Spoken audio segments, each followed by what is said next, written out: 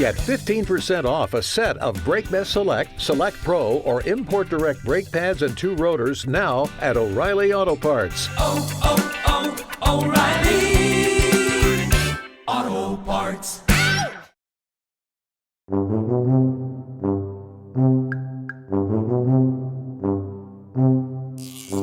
Welcome back to Talkin' Shit, where we are talking all sorts of shit. Schitt's Creek, that is. I'm Jess Sterling, and today we are talking about the Season 3 premiere of Schitt's Creek, opening night. And of course, as always, I'm joined by someone who just absolutely pines for pine cones. Stuart, how are you? I'm really good. We're at Season 3! It's the one! I'm so happy to be here tackling the cones. Let's do this. I've been waiting, 2+ weeks to watch this episode? This is the downside of doing a season wrap up, is that it delays your enjoyment of the following season even more. Yeah. I can't binge. Everyone who is watching along with us is like, oh, just casually, you even did this to me the other day. I just casually started watching Season 3 again. I'm just like, hey, thanks. I've been able to watch one episode and I had to hit pause. I think I've watched 4 episodes already. Because you. It really is so this is my process. For those who don't know, I have semi-diagnosed ADHD. I call it semi-diagnosed because the doctor is like, well, it's likely you have it. And I'm like, that is helpful. I'm so glad it mirrors all the same symptoms of anxiety. Perfect. Love that for me. But my problem is when I go to bed, my brain doesn't stop. It doesn't quiet, for the most part. And so I usually like to put on some sort of show that I'm very familiar with as a way to fall asleep. I think this is a very common thing for most people. And Schitt's Creek is usually a good option for me because I've seen it already. I'm not going to miss anything if I fall asleep during an episode. And I also feel like there's a tiny bit of not osmosis, but my memory is so poor. I feel like by putting it on while I'm falling asleep, extra stuff gets retained in my brain somehow. Is there a science behind this? Probably not, but it feels true. I tried that for studying for an exam once where I did record my notes and listen to them while I slept. No. Well, admittedly, I did it the night before the exam, so maybe if I did it weeks before, let it kind of seep in. But I don't know. Yeah, I don't know if that necessarily works. I love the idea of partially diagnosing something, being like, oh, you probably have something. You probably got a broken leg. We should probably put it in plaster. What? This is the problem with mental health, right? Is you can't always see it. And so they're like, well, it was you either are unlikely to have it, likely, or very likely. And all because the symptoms are so similar to anxiety, which I definitely have. It was more of you might. I'm like, great, thanks. Well, I've lived with it for 30-something years. I'll just keep on keeping on, I guess. Yeah, that's the way to deal with it. Just don't address it. Just deal with it. It's fine. But yeah, we're at the beginning of Season 3, a really incredible season, a turning point for a lot of people for this show. And I am just so thrilled to be back with Season 3 of the show. It's incredible. I think just from this first episode already, Stuart, some of the qualms we had with Season 2, Stevie is here. Stevie actively has a storyline. So exciting. I mean, I'm burying the lead here, but Mutt's leaving town. Mutt is leaving town, baby. Who is more excited than me? No one. It came out of nowhere as well. Just casually mentions it, and I'm just like, they bringing him for one episode? I'm skeptical as to whether or not this is going to stick, but I mean, we'll see how it goes. We'll see. I will not spoil anything. But before we dive too far down into this episode, don't forget, subscribe, Talkin' Shit everywhere. Follow us on YouTube at Talkin' Shit. Email us if you want to send us in feedback. podcast@talkinshit.com. New season. We want to get some new listeners. So that is all of that stuff out of the way. Are we ready to get into the recap of the premiere? Oh my gosh, I'm so excited. Okay, so it is opening night for Town Council. And unfortunately for Moira, her new job on Town Council isn't as glamorous as she was hoping. She wants applause, recognition, but instead she's met with roadblocks and a lack of town funds. And she's not the only one having a bad week because Johnny lost his office, if you will, in Bob's garage. And he's been replaced by Bob's scamming nephew. And Johnny decides he's going to drown his sorrows in the cafe's olive jar, which are actually just martinis, lots and lots of martinis. David has a new boy toy, Jake. He did make a reappearance, Stuart. But apparently, Stevie is also dating him. And they both think he's trying to deceive them. But no, he's just modern. He likes all the types of wine. And he doesn't mind dabbling in the dating pool with the both of them. And they both feel like a little bit embarrassed that they're not more modern about this entire concept.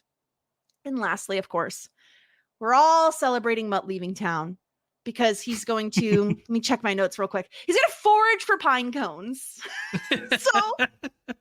So you know, this is good. You know, he's going to go pine coning. And shouts to Ted for that incredible pining pun. Just 10 out of 10. Love Ted. Anyway, Mutt asks Alexis to look after his plants while he's gone. But the entire situation is so freaking awkward with Tennessee, Tallahassee, whatever her face is, that Alexis is like, absolutely not. I will not be watering a single plant in that barn. And that was our episode, Stuart. So much going on already.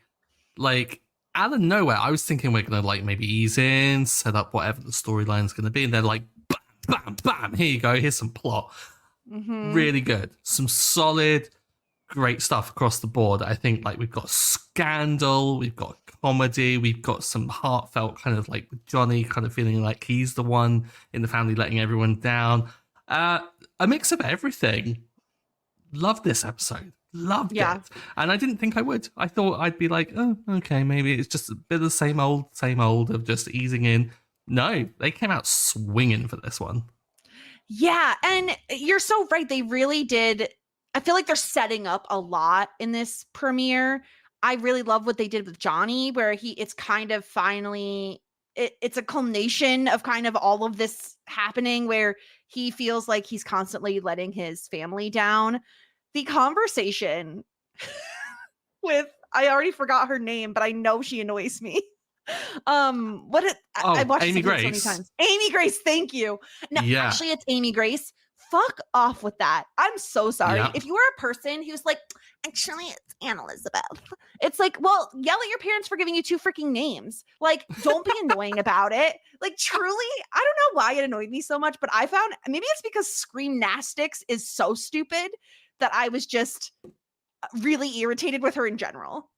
I mean, I would be angry about the whole Screamnastics of it all if it didn't set up Johnny to mention the Screamnasium, which I was crying with laughter at because I didn't expect it in the moment because he was really kind of downtrodden and he comes up with that and she's like, no, we don't call them that. And I was like, oh, you horrible person. She's terrible. I'm sorry, you didn't like the Screamnastic inner outer beauty connectivity? Or the extreme juicing? Extreme juicing. She's like carrying this like gross green beverage. I understand people like to do this, right? Like this feels like a very LA thing to me. Like, oh, the green juice and oh, this healthy and like matcha, whatever, which I got my kale smoothie. I think it's too late to admit that I don't understand what matcha is, but I don't understand what matcha is and why people are obsessed with it. Like, I understand it's like some green powder. Is it a tea? Is it a coffee? What is it? And why is it green? You know, I couldn't actually tell you with confidence what it is. I know it can make tea and just tastes and smells of grass.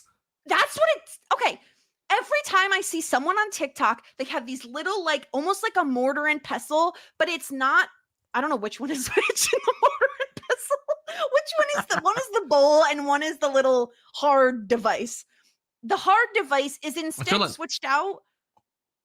Which one is which, with the weird little like whiskey thing. It's like whiskey thing, yes. Like a bamboo whiskey thing, and you fluff up the matcha.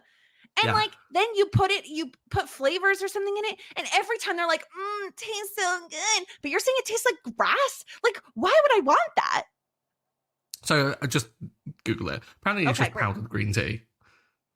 What the hell is wrong with people? Why is everyone so obsessed with matcha? I don't understand this. I truly don't. I don't understand it. Like, I understand I don't live in like LA or like New York City or somewhere with like all these fads and stuff, but life is too short, people, to drink things that taste like grass. I don't care if they're healthy. I'll drink water before I'll drink grass drink. You're not cows. You don't eat or drink grass. Just stop it, people. Stop it. Yeah. Stop it. But yeah, he has this So we've alienated today so far people with 2 names and matcha lovers. Wonderful. And probably anyone who lives in LA. Oh yeah. Yeah, sorry about it. LA, reach out to us. We'll apologize. Sorry about it.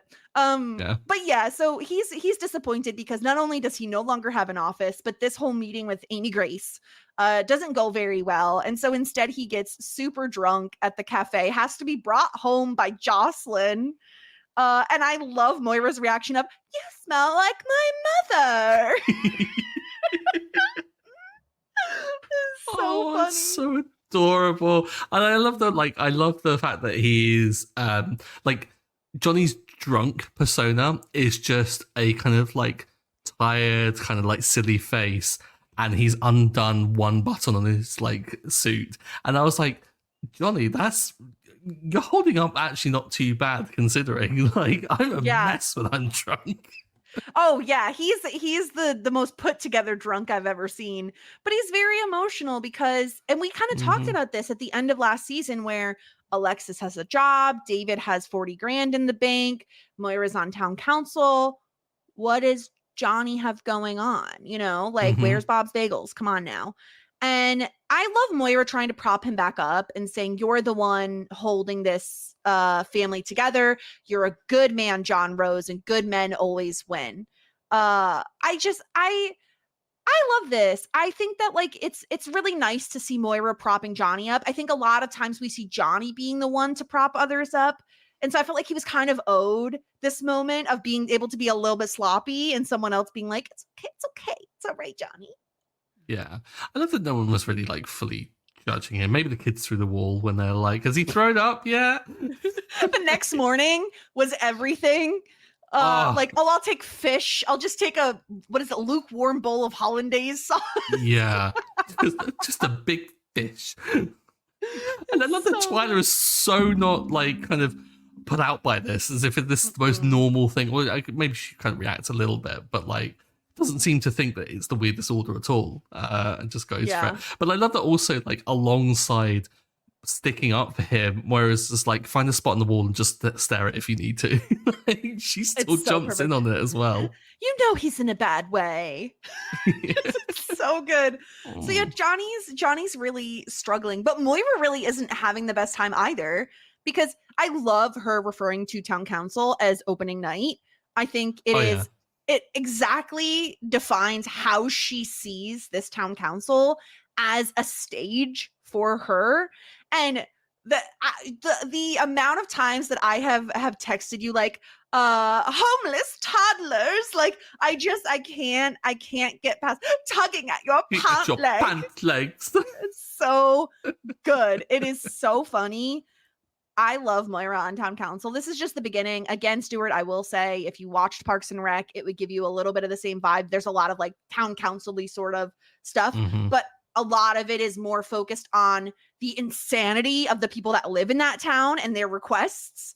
But Moira, I love this isn't a theater, isn't it? Like, it's just, it's perfect. She kind of understands it perfectly. Because, I mean, politics is, in a way, theater. Like, you are kind of performing to people. You are kind of telling untruths as part of it. But this is such a great venue for all of her kind of Moirisms, like giving her a way to perform in a way, but then also kind of grandstand and take the spotlight.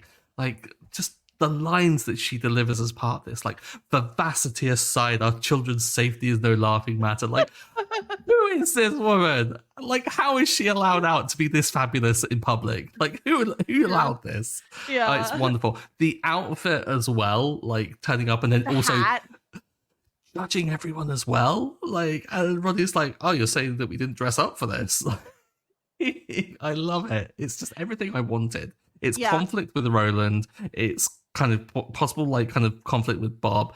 And I think it's mostly conflict with Ronnie. And I think the two of them are going to butt heads, and I think it's going to be wonderful. It's perfect because it's everything we've been asking for in terms of Moira gets to be Moira and the world is a stage for her. But we're also getting a lot more from these side characters like Ronnie, Bob, and Roland. We get so many funny moments from Bob this episode. Obviously, the nephew moment where he's like, hey, fix my computer without even seeing it. Like, just 10 out of 10. I love ignorant, naive Bob. And the fact that he needs to ask for permission to use the bathroom says everything you need to know about who Bob is. He's a grown man and he needs permission to go to the bathroom. It's everything. Or Gwen, if she has to deal with that. Exactly. God. Dealing with this man-child. It's like, can I go to the bathroom? You really have to go. It's absolutely perfect. So Moira's really having a time of it at town council because I think she thought she really did want to make a change, right? I think mostly she wanted an audience, but she gets told very quickly by Ronnie, you made this mistake. You're going to be the one to correct it. You can't just promise people things because we don't have the budget for that. Yeah. And so they all get the answer of, we'll look into it, which is just, you don't want to hear that. You don't. But there are like practicalities. I'm guessing the town council doesn't have the money to like pay for this. So where's it going to come from? Moira's got to accept that this stage and this spotlight comes with responsibility, and she's got to learn how to handle that. Now, can she navigate it in a better way than what Roland does, which is just to say, we'll think about it for everything, because he's become jaded? Like, that hunger that she's got as a new incumbent is gonna hopefully battle against that from Roland, but she also does have to wise up as well, and she's got to kind of like take it seriously. Otherwise, she will become a bit of a joke on the town council, which is a possibility after what we've seen in this episode. But absolutely, just absolutely what? Absolutely. And then just hit the gavel. So good. She's so quotable this episode. Homeless toddlers. I just can't. Just waiting for a dust-covered stranger. It's perfect. Who do you want to talk about next? Do you want to talk about Mutt leaving town and everything going on with Alexis, or do you want to focus on the emerging thruple that we have here? Let's go into the scandal, the thruple, because I messaged you, I think, as I was watching. Like I didn't even have to explain it. I just all caps. Oh my God. And this was like a couple of minutes after we had stopped recording the podcast last week, because I was finally free to watch it. I did not see this coming, and I, in hindsight, am a fool for it, because we should have been taking, I should have been taking Stevie seriously. Stevie was right. He was cracking onto her, and they did have a little thing going, which is unbelievable. Now, here's the thing that I am curious about. Who do you think is in this situation of people not knowing? Who do you think is in the wrong? And why is it Jake? Yeah, I do think this is something you want to at least have a conversation about. In any relationship I've ever had, I'm a very communicative person. I know, it's so hard to believe I talk a lot. But I always feel like better to over communicate than to under communicate. And I feel like maybe it's fine if I don't think you need to have a conversation if you're just dating around, right? If you're like, oh, I'll date David and I'm seeing other people. We don't have a commitment to each other. We don't have labels on things. We're not, monogamous. However, if you're going to date someone who, at least lives in the same building as like another person you're dating, or is friends. I don't know if he knows how close they are. Like, who knows if he knows their relationship to one another. But if they're in the same motel, I think you probably need to at least say, hey, by the way, I'm also dating this person. But it's very obvious, Stuart, that he wasn't trying to hide it. I mean, he kisses both of them in front of the other one. Yeah. I mean, this is the thing. I don't think anything about it is necessarily malicious. I just think it's quite ignorant to people's feelings. Because I think the default expectation for a relationship is perhaps a monogamous one, and is certainly their expectations of this. And I think a non-monogamous relationship, while perfectly normal and acceptable, should be something that is communicated to all parties involved to make sure that they are all happy with it. Because as Stevie said, you don't know if they're getting his sloppy thirds. Yeah, exactly. Like, okay, who knows who else he's dating? Like, how many other people is he dating? Which, again, might be fine by Stevie and David. I think where the weirdness comes into play is that he's dating the both of them. And that not just that he's dating the both of them, but that they both slept with him within like 24 hours of one another. Like, it's just kind of weird because they've also slept with each other. And maybe that's where it gets like extra weird, is because they're not just friends who are dating the same person, but they're friends who've previously slept together who are now dating the same person. And it's all a little too incestuous. Yeah, it's while they're trying to establish this boundary that they have like drawn a line under, kind of what they've tried and it not working, and then to introduce this is chaotic.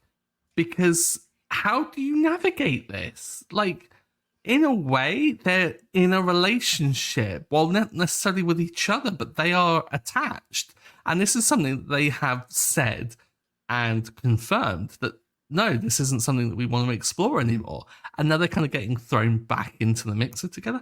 Like, could this lead down to a path where they become a fully fledged throuple? Like, are we going to see another attempt at the whole David and Stevie thing, but with another player in the mix? There's a lot to navigate here. And it's so scandalous, and I love it. It's just, I did not expect it. It's very progressive sitcom in a way that I love. Because then Stevie and David feel like we've caught him in this, like, you know, this is outrageous. We've caught you. Look what you've done. We talk. You're so stupid. You didn't think we'd speak. And then he's like, oh, I just assumed you were cool with it. And they're like, oh no, we totally are cool with it. Yeah, sure. We're modern. We're progressive. And it's like, not everyone is going to ever be okay with this. Like, I wouldn't be okay with this. I would never be like, yeah, I'm going to date the same person as my friend. It just feels like you're setting yourself up to be disappointed. Like, one of you is going to be disappointed. Yeah. I imagine if this was something they were fully comfortable with or was fully anticipating, then at least they wouldn't be kind of playing up, oh yeah, I'm super cool about this in such a bad way. You'd be like, oh yeah, why didn't I think of that? Yeah, you're right, cool, yeah, this is fine. And like, not approach it or even consider that before approaching him. Because like you said, like the way in which he doesn't even hide it, like he kisses Stevie, gets up, kisses David, and then just leaves as if it's the most normal thing in the world. But neither of them consider in that moment that perhaps that's what he's angling for. They just go, oh, this is just the weirdest situation. Again, what the hell is going on here? I think it's TV that says that. It's so perfect. And I think beyond the whole throuple confusion and the fact that we're actually getting a storyline for Stevie, which is exciting, this gives us one of the best openings, I think, that we've had in a good while, where every rose is coming in and seeing Jake in David's room. And I love Alexis coming in and being like, I thought we agreed that when no one's home. And he's like, no one was home. Like, it's Johnny saying the words afternoon delight. Like, it's everything. Moira having a dream about David bedazzling her like journal or notebook or portfolio or whatever. Dressed like a harlequin. You're gluing shiny jewels. And then she realizes it was a night terror. Like, the fact that Moira says to Jake, like, oh, if you take care of my son, like you take care of your physique. It's everything. So cringe. You just then, the moment that Moira walks in and you see that door kind of left open, you're like, oh, I know what's going to happen here. And it was just a matter of time before, like, I was half expecting even more to turn up, like Stevie to walk in with the towels, or like Bob walking in randomly. Bob just jogs in. That we were missing a Bob Jog this episode. I don't think I saw one. So you got to mark it against the episode. But Alexis was just hilarious. The way she kind of is gawping when she first does it, and then just kind of finds the humor in the moment, and then kind of connects with Jake a little bit, and then has a bit of a laugh with him as she's kind of being ushered out, and David's calling her a predator. It's perfect because it's not even the only moment we get with Jake and the entire family, because when he's there to see Stevie or pick up Stevie, and all the Roses are just like watching from afar, and it is so hysterical. And I was saying this to Will the other day, that there is something about, which we don't let me forget to touch on the Emmy stuff. Annie Murphy is kind of queen of cringing. When she cringes, it is like her entire face cringes. And when she's like, "Oh, David," like it's just so perfect when the whole awkwardness outside happens. I love it so much. It's incredible. There's the scene that we'll get onto probably in a moment with Mark, where she kind of does that same like cringe, kind of just hears something, cringes a little bit, and then just kind of moves on. It's just, I can't replicate it in the same way. It's brilliant. Annie Murphy's just stellar. Love her. Yeah, it's perfect. Get 15% off a set of Brake Mess Select, Select Pro, or Import Direct brake pads and 2 rotors now at O'Reilly Auto Parts. O'Reilly Auto Parts. Okay, so we'll save the Emmy stuff. We'll do it after we finish talking about the episode. But let's talk about Mutt leaving with Tennessee, and Alexis has to take care of the plants. But also, can I just say, like, I think I don't even need to defend myself and my hatred of Mutt at this point. But like, if you go up to someone and 2 people are wearing scrubs and you say, "Aren't you calling each other and wearing the same outfit?" Get out of here. Get out of here. I hate that joke. That is the same type of joke that someone's like, "Oh, TGIF, am I right?" Like, get out of here. Leave. I will not stand for this. It's bad humor. Like, don't get me wrong. It certainly is bad humor. And I've been trying to defend Matt a little bit recently. I kind of still see the intention here, which I think he's just trying to make a nice little lighthearted joke to kind of alleviate the awkwardness. But still, it's a bad joke. It's like saying to someone that's tall, like, "How's the weather up there?" It's that. I literally was going to say the exact same thing. Yeah. It's just annoying. It's not funny. It's actively unfunny. And what do we think of Mutt's new look? His hair is like much longer now. Yeah, he's growing it out, seemingly kind of letting everything grow, but the beard coming back. I don't know why. Mutt just seems smaller. And I'm not sure if that's just the way in which he's playing it. Like, I'm not too sure if like he just feels a little less intimidating now that missing he's the abs, I think. Possibly that. Maybe because he has had a shirt on for quite some time. But like, there's this whole thing of like, he feels just super defeated whenever I see him, which I think probably because he's dating a woman named, now I can't even remember if it's Tennessee or Tallahassee. It doesn't really matter. I keep wanting to say Tallahassee. Who cares? It's Tennessee. But like, okay, I'm allowed to say this because it's our podcast and I really don't care. This is the most hippy dippy bullshit I've ever heard in my life. We're just going to drive until we see the pine trees. I got a compass at an old flea market and we're just going to drive until we see the pine trees. Like, get out of here. I am way too type A for that nonsense. I need an itinerary. I need a freaking map. I don't, a compass that works. What is this, 1965? Get out of here. Like, I can't. Like, it's just like, why 65? I don't know. Because it's old. It's old timey. I don't know why that's really funny to me. It's so stupid. I would have had the exact same reaction as Ted and Alexis, where she's just like, "Oh yeah, we're gonna just drive until we see the pine trees." Like, oh, and you pick the pine cones and you harvest the seeds. harvest the seeds. I'm sorry, are pine trees like going extinct? I feel like pine trees just grow everywhere. Like, why are you harvesting seeds of pine trees? I don't know. It's just such hippy dippy BS that you mentioned. Like, it really is. Like, I feel like we're being quite mainstream. We're being very normie here. We're ragging on LA. We're ragging on matcha drinkers. And now we're ragging on hippies. Like, what is We're really this? alienating everyone. Gosh.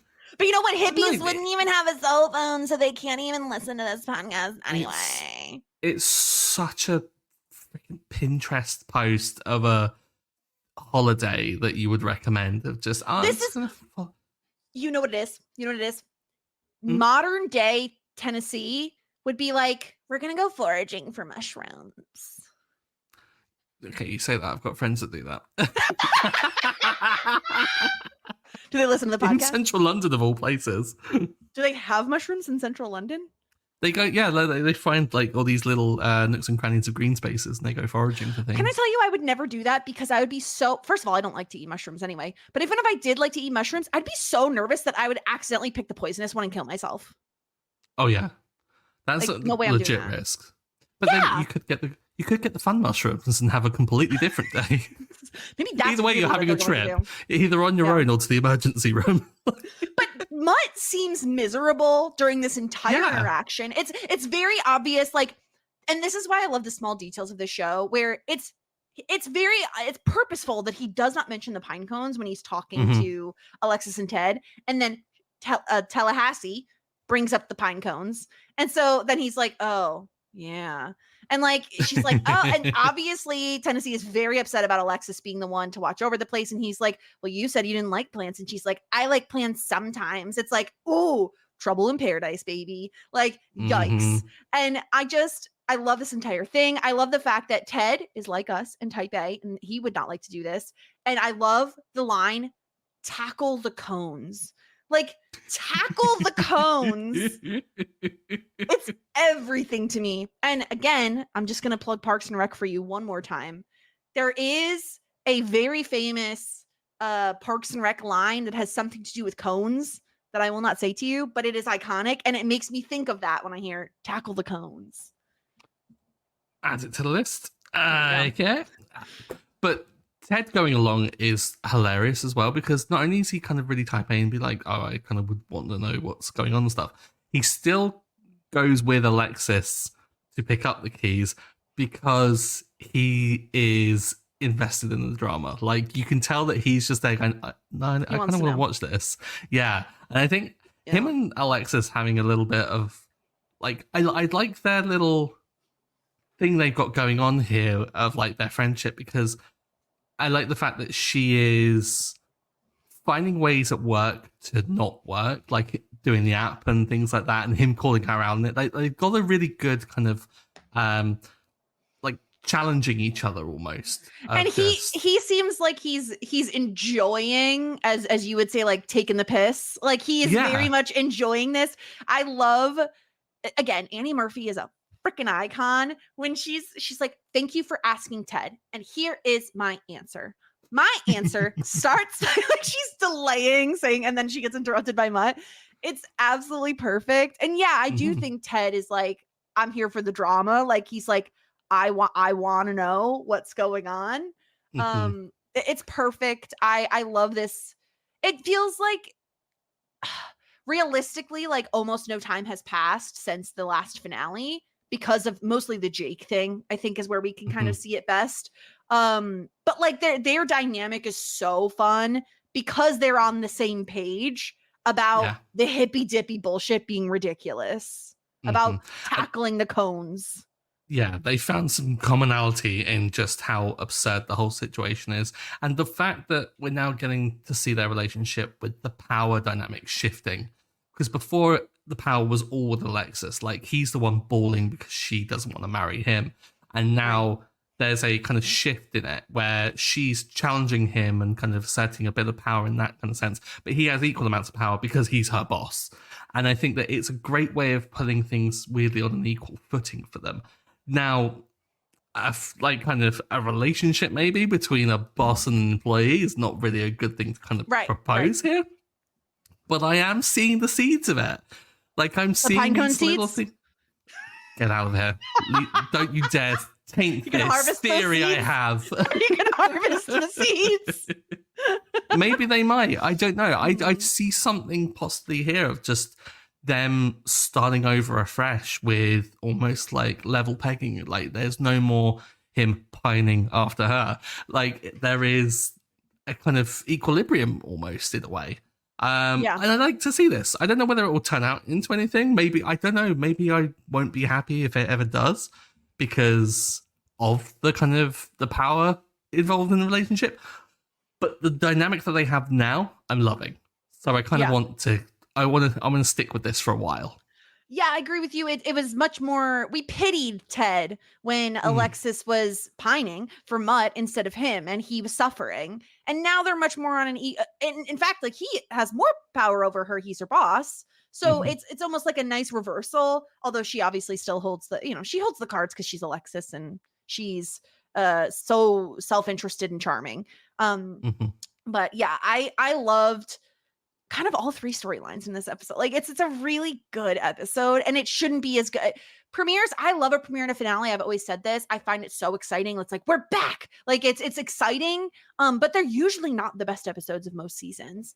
And this episode is just so well done. You jump right into it. Everyone has something going on in a way that I really, really love.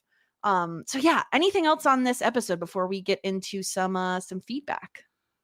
The only thing I have to mention is I finally understand Disgruntled Pelican. Yes. It took us 3 seasons. It's going to take even longer for a lot of the other things. Like I think there was something that doesn't even come up until season 5 or something. But this is torture. In honor of the Disgruntled Pelican, I did pull this. Stop acting like a disgruntled pelican. Stop acting. Does that get played whenever I complain about something? Yes, and also we have a ratings thing called the Disgruntled Pelican, so I could just anytime, just hey Mutt, acting like a disgruntled pelican.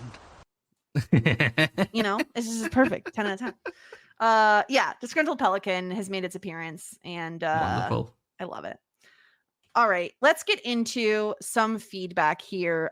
We got a message from Aaron about this episode. Non-stop giggles. Everyone gets a great chance to shine in this episode. And finally, Stuart gets the Disgruntled Pelican. And I love Aaron tried to send in a pelican emoji, but they only had a dodo bird. We need a pelican emoji. What is the world coming to? Yeah, we need emojis for animals that exist. Like, dodos are extinct. They missed their chance to get an emoji. Get out of here. You dodo. You should have lived. Also, Aaron says Jake in general gives me the ick, but that cold open has me on the floor every time. How do you feel about this? Can I get a gauge on how you feel about Jake? I mean, he's a tall drink of water. Jesus, like that. He's a very good looking lad. But yeah, I think the fact that he wasn't communicative and really kind of like open about talking about it does give me the ick a bit. I'm seeing that completely. He's almost a more progressive Mutt in a way. Like he feels like he doesn't communicate much, but he's like super modern and open. Like, cause he looks like he's like a woodworker. Like he looks like he might be sawing a log in his living room. Oh no. You just like He was giving me the ick, and now you've actually ruined him. I've amped the ick. Yeah, I've amped up the ick big time. I mean, it's kind of true though. Like he is a similar sort of character, I think. Yeah, I mean, yeah, it really is similar. Like in the sense that, like you've got one of the roses pining after them. They are a woodworker, like Mutt 2.0. Ooh. Yeah, they're a woodworker, all right. We also heard from Trish. I think this cold open is so perfect. The chaos of being an adult living in close proximity to your parents and the utter embarrassment of everyone knowing what you've been up to. I think this might be my favorite comedy cold opening. Yeah, I can't agree more with that. Like it's certainly one of the strongest opens that we've had, I think, for the entire series so far. Yeah, it's I think I would die of shame. Truly and honestly, I mean, just one person in your family is bad enough without all 3 members of your family coming in and seeing this. Yeah. And especially like going into the room where the deed has been done. Like there are certain... And he's in a towel. He's in a towel. Yeah. And your mom is commenting on his appearance and your dad is saying the words afternoon delight. Like, don't get me wrong. I love the song Afternoon Delight. I think it is so fun and like a bop. But if my dad ever said the words Afternoon Delight to me, I would die. That's it for me. I don't think I'm ever going to hear that song and not hear Johnny Rose saying it now. Oh, Afternoon Delight. It's so perfect. Sky rockets in flight. Boo! It's so good. It's so good. I'm telling you, it's iconic. Yeah, it's a great cold open. But poor David, he didn't deserve this. He did it when no one was home. I mean, there are ways in which you can kind of ensure. I mean, like, how much, like, why is that lock between their rooms not working still? Yeah. Like, why do you not barricade it? Why are you not having sex at Jake's place? Well, that's the thing as well. Well, no, because he was dropped off by Stevie. So it just worked out timings. Right. Because he dropped Stevie off at work. Yeah. Yeah, I would have insisted on going to Jake's place because maybe he's got a woodworking project in the living room. Maybe. Yeah. I'm gonna always make the joke. I can't not. I really can't. That's low hanging fruit. I know. It's the pining pun all over again. All right, let's get into our ratings. We have our Simply the Best, which you still don't understand, but eventually you will, which is our MVP of the episode. Stuart, who is your pick for MVP this episode? Okay.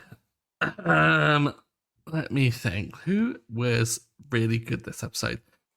No one did anything that was particularly great. Like, Jocelyn did a very lovely thing in kind of like taking Johnny back. Moira was very lovely, but then also had the town council moment, which wasn't great. I'm really on the fence of like who to give it to. So I'm gonna give it to my boy Ted, because I'm sorry, but tackle the cones. How can you not give it to him for that? Yeah, the moment he said the pining pun, he was getting my Simply the Best. Amazing. The minute he said it, I that was it. That was it for me. It was decided. Especially because no one, like you said, no one really has a better moment than that. Moira, I mean, you could honestly, any given episode, Moira can get a point just for being absolutely ridiculous. Yeah. But Ted is both getting the tea on his ex and like what's going on with her, her ex-boyfriend. And he's making hilarious puns. Come on. You got to give it to him. I love Ted. Yeah. He's going to get both Simply the Best points this week. Amazing. Disgruntled Pelican. I feel like there are 2 options here. And I'm so torn. And I think I'm going to open this up this time. And I'm going to tell you what I'm thinking. And maybe you can convince me one way or the other. Neither one of the people I'm considering giving the Disgruntled Pelican to are main characters. And I think we're in alignment here. Yeah. I try to choose a main character because I think it's more fun to like have that person get points over time, get points, lose points over time. But except when we have a situation like we did with Bev and Don, where they're so horribly offensive that it's like, nah, you're getting it. You're a Disgruntled Pelican this week. I have 2 contenders here. First up is Amy Grace. Ding. Screamnastics is the biggest load of nonsense. Like, what? What inner outer beauty connectivity and hyper juicing or what? This is stupid. This is some dumb stuff. Okay. She's annoying. I can't. Amy Grace. Like, just go with Amy. It's fine. All right. It's she fine. Also shit talks orange juice. Like, yeah, we all know it's got a load of sugar in it. That's why we drink it. Yeah. Get out of here. So she's on my list.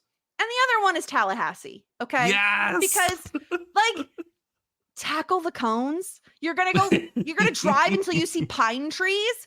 You found a random compass at a flea market and we're like, oh, we're just gonna go follow the pine trees. This is some nonsense, hippie nonsense. It's the hippie dippy bullshit for me. I can't. You know what? It's gonna be Tallahassee. What is her actual name? Is it Tennessee? Tennessee. Thank you. I'll never know. I think I talked myself into this because I really can't with this. It's not, what are you doing? Get a job. I don't mean to be like a boomer or anything, but like actually get a job. Like, what are you doing? Oh my God, are we old, Jess? I've been old, but she's terrible. What is this? What is this? Gonna go tackle the cones. I had 2 outlined for this, and the 2 match up exactly. It was Amy Grace and Tallahassee. I want to balance it out, and I want to give points to Amy Grace because I feel like that she is deserving of them. Yeah. She hurt Johnny's feelings. But I don't know why. She did hurt Johnny's feelings. Yeah, there is that as well. She made him find the bottom of an olive jar. But I see her as being almost like Bev and Don light, like Taylor's light. Yeah. I'm giving. Well, my parents were devastated when they heard it. They obviously weren't. They didn't give them a nickel. Yeah, exactly. Where were they? Yeah. So there is that, but I'm gonna give it to Tallahassee as well because there was something about the whole like bickering with Mutt. It's so embarrassing. Don't do that in front of other people. She really doesn't like Alexis, which is like Alexis didn't do anything wrong. Although saying that, Alexis, when she did turn up, just goes, "Hey, you," which I loved so much. You can't do a "Hey, you" unless it is either someone you're dating or someone whose name you've forgotten. Mm-hmm. Those are the only times. They ain't dating. Nope. Yeah. Okay, well, you know what? To that I say Tallahassee. Stop acting like a disgruntled pelican. Stop acting like a disgruntled pelican. You got 2, so there you go. 2 points. Yeah, mine. Suck it, Tallahassee. I'll never remember which one your name actually is.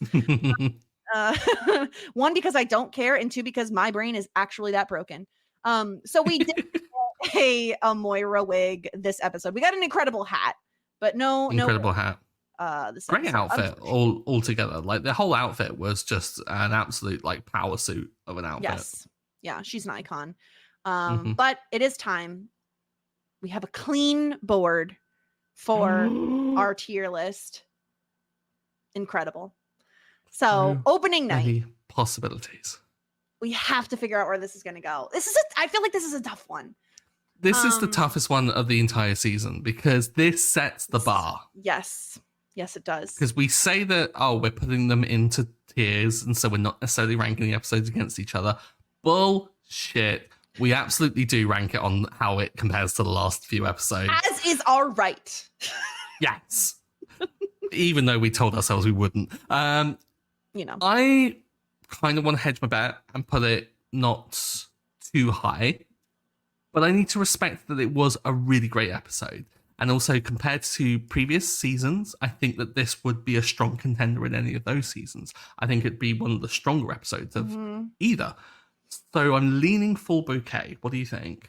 That is exactly where I was leaning. Because I was like, if I'm being, what's the word? Hyperbolic, I'm putting it in hot shit because I enjoyed every moment of this episode.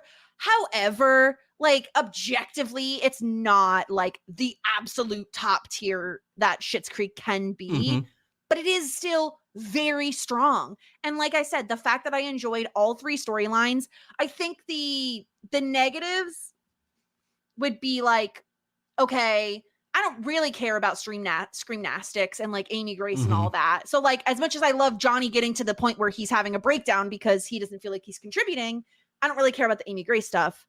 Moira is, 10 out of 10 perfection always. The throuple stuff is funny, but I don't think it's like the funniest things we've ever seen from David and Stevie. The pine cones, again, 10 out of 10. I wouldn't change a thing. Yeah. So I do think I think it belongs in full bouquet. I agree. I think, and I love the photo that you chose also. We get a nice abbed up Jake here. Perfect. Yeah, I think this is where it belongs. I think this is a perfect spot for it. Incredible. Yeah. Easiest one we've done, despite us building up as if it was the toughest decision in the world. Well, it gets harder from here because then we have to move stuff around and all that. And that's the difficult part. It will, we'll see how it goes throughout the season, whether or not it stays in that ranking, because we have been known to move them. Because it's our podcast. And we'll do whatever we want, people. Yeah. Okay? You can't tell us what to do. So combative this episode. I know. I don't know what it is. I think I'm just high. I think I'm just high on the fact that Mutt is left town. I think that's what it is. So I won't tell you if he's coming back. I will not tell you. I mean, I'm getting the vibe that he's not. You have to know that no matter whether or not he was coming back, the fact that he was just leaving town in the first place was exciting for me. That he's gone. Just saying. Sending him away with a person that we've given 2 LVP points to. And you just send him packing. How exactly. Take that. So that's the tier ranking of the episode. And I think that's all. Is that all we do? I think that's all we do. That's pretty much all we do. I think we talk about the title for the next episode. Oh yes, what is the title? I think I've been spoiled on this. Yeah, you've seen it. The throuple. Are they? Is it just what people are calling them because they don't understand it, and maybe Stevie and David don't have anything involved in each other, or are they going to give it a go? I don't know. I'm going to find out in about 5 minutes. Yeah. I've already seen this episode again because like I said, I watched a couple ahead, and I'm just every episode is so good. Every episode is so good. I'm really excited to chat about it next week, but you'll all have to wait until next week. Again, don't forget ratings, reviews, subscribe. We're in a new season. We'd like to get some new listeners. So the more people, more eyes, more ears we can get on the podcast, the better.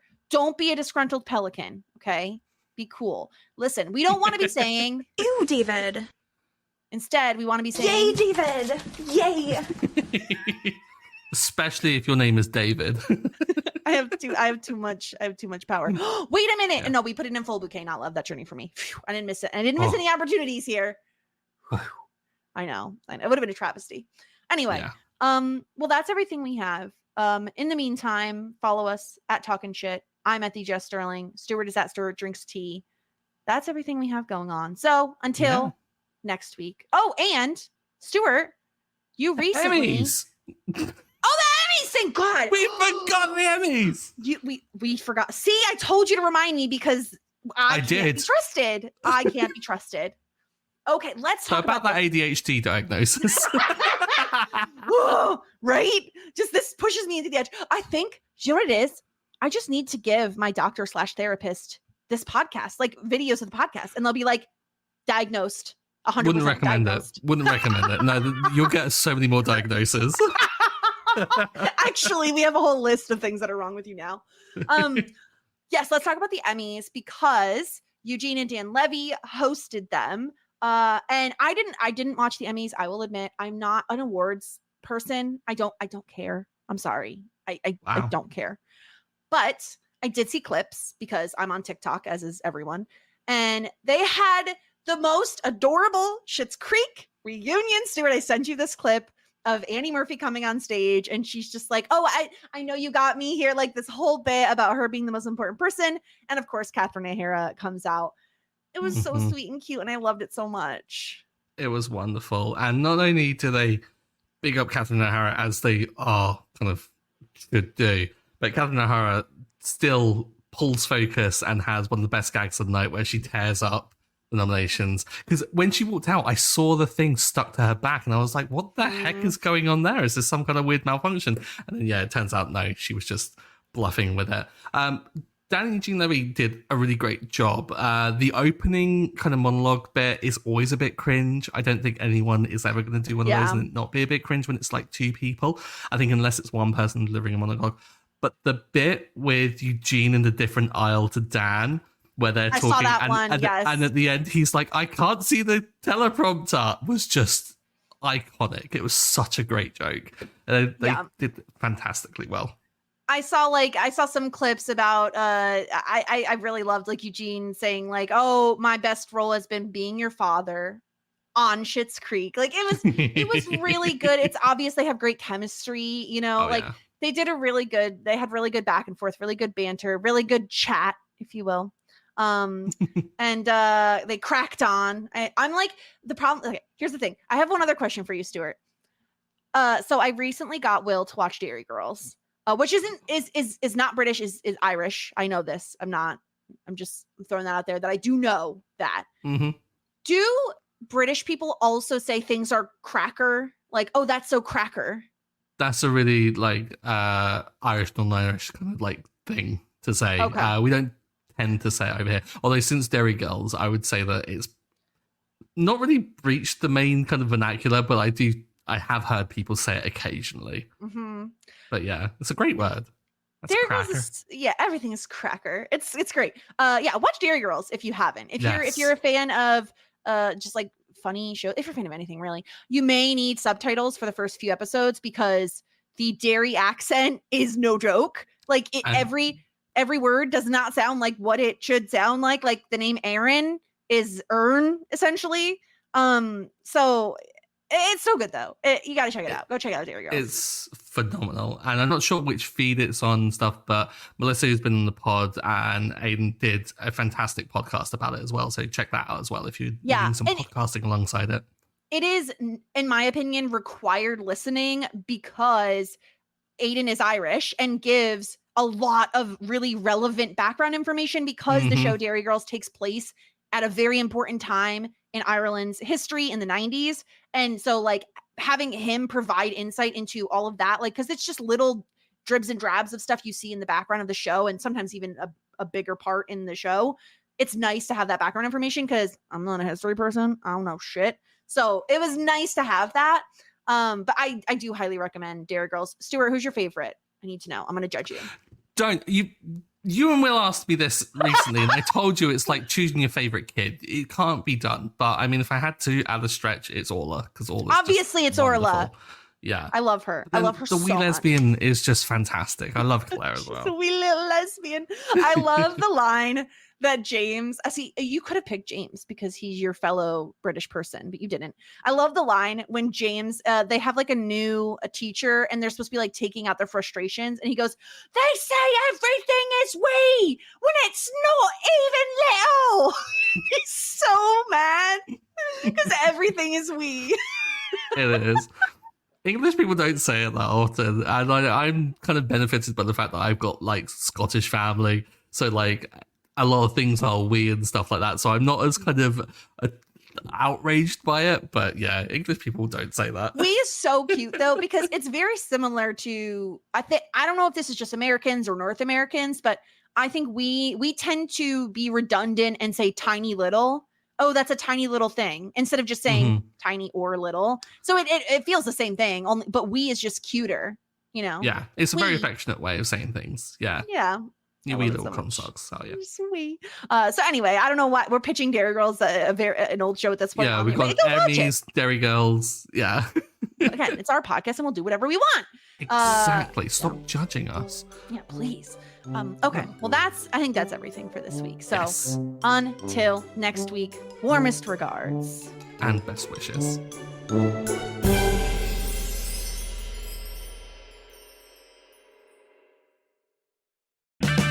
Get 15% off a set of Brake Best Select Pro, or Import Direct brake pads and 2 rotors now at O'Reilly Auto Parts. O'Reilly Auto Parts.